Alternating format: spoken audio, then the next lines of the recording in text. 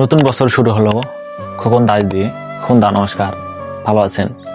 দীপু দাসের পর ধারাল অস্ত্র দিয়ে কুপিয়ে পেট্রোল ঢেলে আগুন ধরিয়ে দেওয়া শরৎপুরে ঔষধ ব্যবসায়ী খোকন চন্দ্র দাস 4 দিন হাসপাতালে বিছানায় ছিলেন।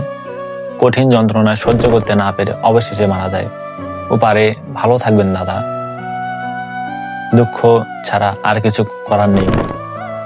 আপনাদের সাথে এই ধরনের নেকারজনক ঘটনা ঘটিয়েছে, তাদের বিচার হয়তোবা এই দেশে হবে না, কিন্তু পরপারে তাদের বিচার অবশ্যই হবে।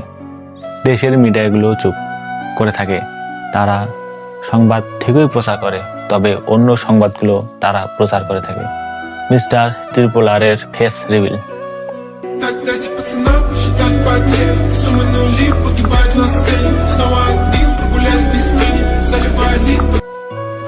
যমুনা টিভিও চুপ, তারা এগুলো সংবাদ কখনোই প্রচার করে না।